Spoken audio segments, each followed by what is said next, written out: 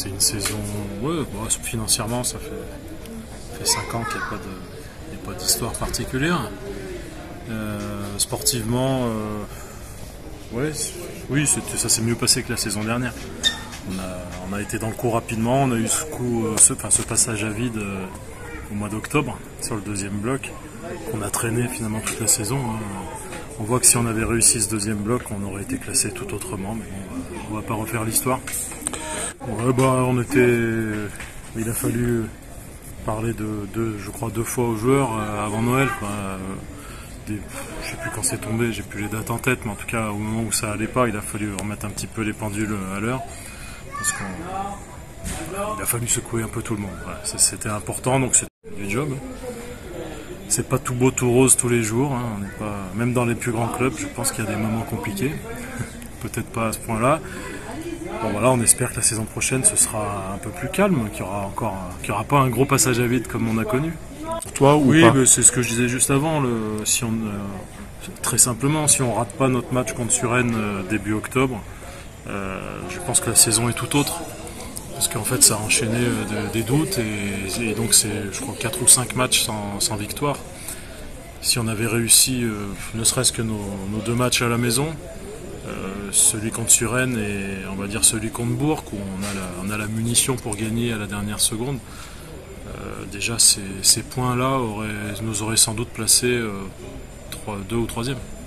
Ouais, oui, on est tous convaincus, l'avenir nous dira si on a raison, on est tous convaincus depuis le début de la saison 22-23 qu'on a un très bel effectif.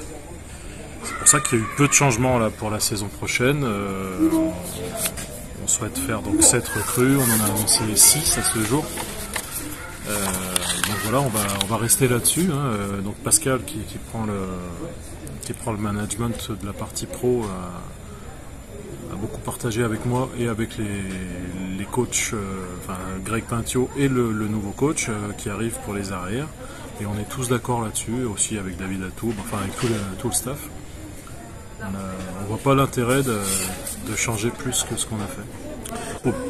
Tout simplement, il faut repartir d'il y a 2 ans, quand on a cherché un entraîneur des arrières. On a recruté Seb Tilliousboard, pas pour son nom, c'est parce qu'il nous avait présenté un projet de jeu qui nous semblait très intéressant. Et on connaissait ses qualités techniques de technicien. Il entraînait depuis peu à l'époque, mais on a cru en lui. Il a prouvé que techniquement, et les joueurs sont tous d'accord là-dessus, c'est un très bon entraîneur. Mais c'est pas son nom qui a fait qu'on a eu les résultats, notamment cette saison. Hein. C'est son travail. Et Seb Bouillot, c'est un travailleur, c'est un gars sérieux, c'est un bon technicien. C'était un joueur que personnellement j'appréciais. Tout comme Seb Tilliousboard. Voilà, donc que le nom soit pas connu internationalement, j'en ai rien à faire.